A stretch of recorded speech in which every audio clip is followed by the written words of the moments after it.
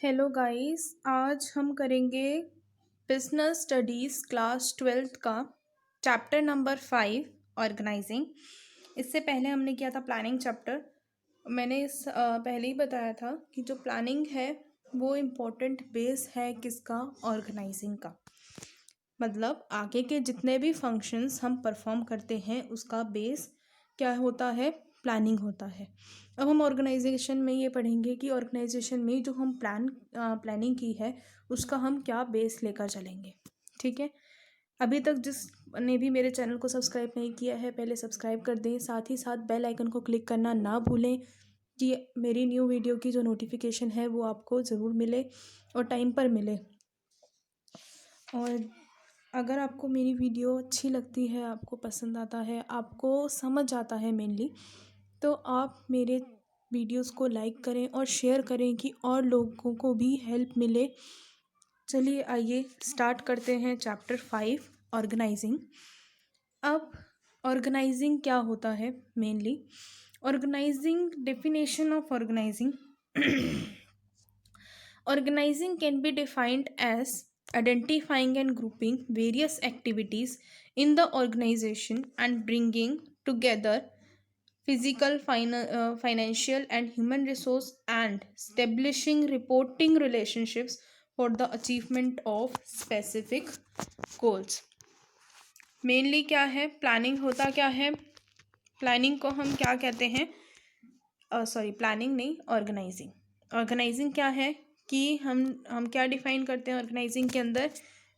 Mainly यहाँ पर है establishing reporting relationship for the achievement of specific goals. ठीक है, ऑर्गेनाइजिंग का सिंपली मतलब, हम डेफिनेशन पे बाद में जाएंगे, पहले मैं बता देती हूँ। सिंपली मतलब है कि हमें जो भी एक्टिविटीज़ अब हमें परफॉर्म करनी है उसका एक सिमिलर ग्रुप बना लेंगे। सिमिलर ग्रुप बनाने का मतलब है कि हम उसको अलग अलग डिपार्टमेंट्स में डिवाइड कर देंगे कि आपने ये काम करना है, आपने ये काम करना है और आपने ये काम करना है। मेनली ऑर्गेनाइजिंग का मतलब ये है। अब डेफिनेशन के ऊपर चलते हैं। डेफिनेशन क्या कहती है कि हमें आइडेंटिफाई करना है और ग्रुप करनी है अलग अलग एक्टिविटीज़ ऑर्गेनाइजेशन के अंदर और उनको एक साथ लाना है, चाहे वो फिजिकल एक्टिविटी हम परफॉर्म कर रहे हैं, चाहे कोई फाइनेंशियल एक्टिविटी है, ह्यूमन रिसोर्स है। ये क्या हो गई, सारी हमारी एक्टिविटीज़ हो गई। इन एक्टिविटीज़ को हमने किसके अंदर डिवाइड कर देना है, सिमिलर ग्रुप्स के अंदर डिवाइड कर देना है। फिर उसके बाद उस सिमिलर ग्रुप्स में काम करना है। एंड जो मैंने ये लाइन मेनली बताई है, establishing reporting relationships for the achievement of specific goals. यानी अब रिपोर्टिंग रिलेशनशिप क्या होता है, रिपोर्टिंग रिलेशनशिप का मतलब है who will report to whom, यानी कौन किसके लिए रिस्पॉन्सिबल होगा।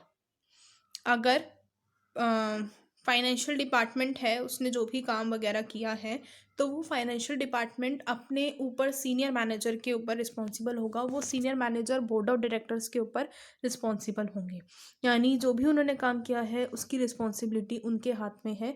वो अगर काम अच्छा होता है तो भी वो पूरे की तरह रिस्पॉन्सिबल होंगे, पूरे के पूरे।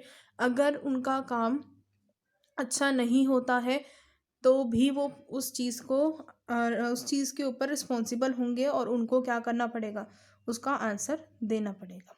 ठीक है, आंसरेबल यानी अकाउंटेबल भी होंगे, रिस्पॉन्सिबल भी होंगे। हर एक मेथड से हम क्या करते हैं, रिपोर्टिंग रिलेशनशिप को स्टैब्लिश करते हैं कि कौन किसके ऊपर रिस्पॉन्सिबल है, यानी who will report to whom, कौन किसको क्या बताएगा। ठीक है, ये था डेफिनेशन ऑफ ऑर्गेनाइजिंग। ऑर्गेनाइजिंग की क्या डेफिनेशन है। नेक्स्ट है ऑर्गेनाइजिंग प्रोसेस। इसका जो प्रोसेस है बहुत छोटा सा प्रोसेस होता है। क्या है प्रोसेस, पहला है identification and division of work. Identify करना क्या क्या काम है। अब देखना इसमें जो भी है ना सारा डेफिनेशन से रिलेट करेगा। पहली हमारी जो डेफिनेशन थी उसमें था identifying, then grouping various activities, then reporting relationships, और ये जो ब्रिंगिंग टुगेदर, यानी इस टाइम पे हमने क्या करनी है, ड्यूटीज असाइन करनी है। ठीक है, अब पूरा का पूरा जो है प्रोसेस वो किसके ऊपर बेस्ड है, डेफिनेशन के ऊपर। ध्यान से देखना, identification and division of work. अब हमें क्या करना है इस फर्स्ट स्टेप के अंदर ऑर्गेनाइजिंग में क्या होता है कि हमें आइडेंटिफाई करना है और वर्क को डिवाइड करना है पहले कि क्यों हम वर्क को डिवाइड करते हैं। पहली बात कि अगर हमारे ऊपर कभी भी बर्डन ना पड़े जब हम किसी को रिस्पॉन्सिबिलिटी उस चीज़ की दे रहे हों। यानी अब क्या होगा, मैंने कुछ प्लान नहीं करके रखा, पहली बात तो मैंने प्लानिंग बना ली पूरी, बहुत परफेक्ट मेरी प्लानिंग थी, लेकिन मैंने वर्क डिवाइड करने के टाइम पर कुछ भी आइडेंटिफिकेशन नहीं की किस मेरे को किस वर्क को किसको देना है। ठीक है, अब मैंने फाइनेंस के लिए 2 पर्सन को बोल दिया कि तुम भी फाइनेंस का कर लेना, तुम भी फाइनेंस का कर लेना। इससे क्या होगा, डुप्लीकेशन हो जाएगा वर्क का। तो जो यहाँ पर आइडेंटिफिकेशन और डिवीजन ऑफ वर्क है वो यही कहता है कि कहीं डुप्लीकेशन ना हो जाए वर्क का, उसको अवॉइड करने के लिए ये वाला प्रोसेस किया जाता है और बर्डन ना पड़े जब हम वर्क को शेयर कर रहे होते हैं एम्प्लॉयज़ के अंदर।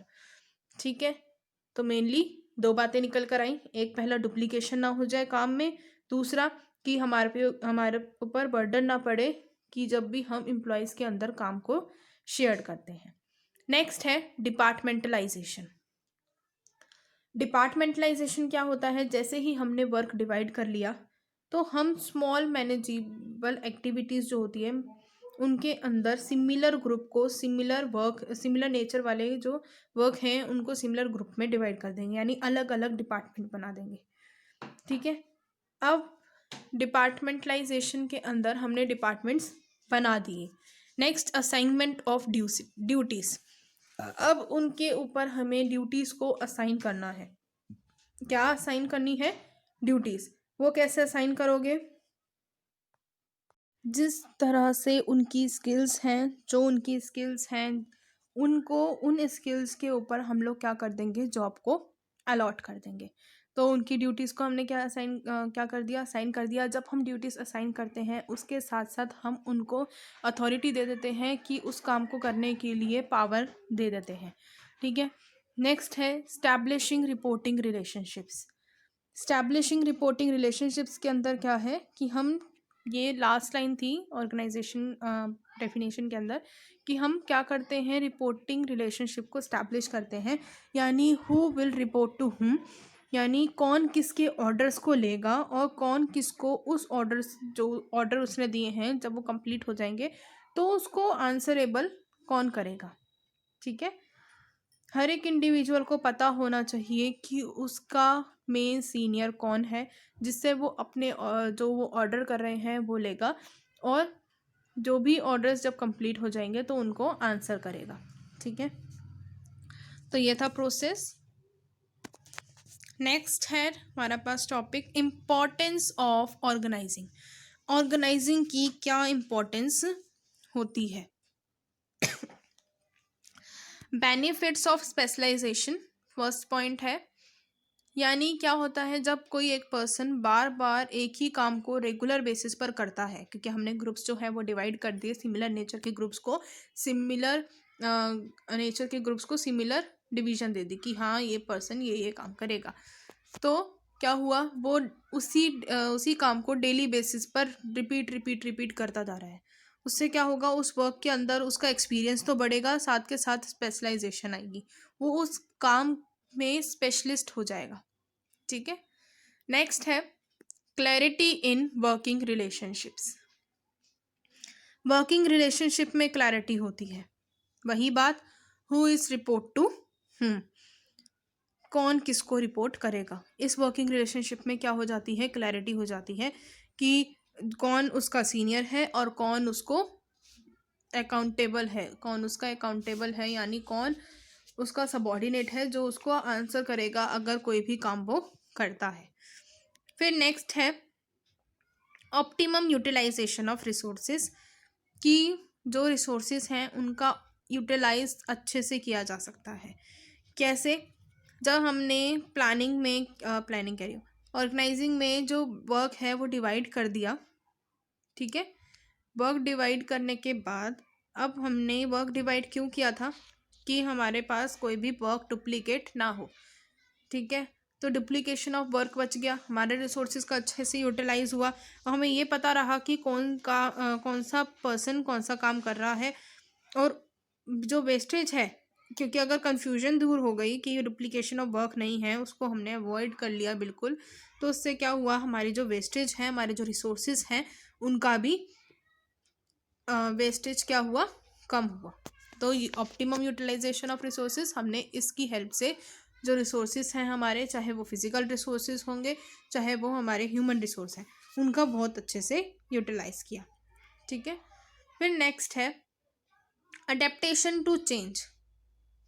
अडेप्टेशन टू चेंज यानी ऑर्गेनाइजेशन स्ट्रक्चर जो है थोड़ा बहुत मॉडिफाइड है, अगर कोई थोड़ा बहुत चेंज आता है तो हम उसको बहुत आसानी से चेंज कर सकते हैं। ठीक है, नेक्स्ट है इफेक्टिव एडमिनिस्ट्रेशन।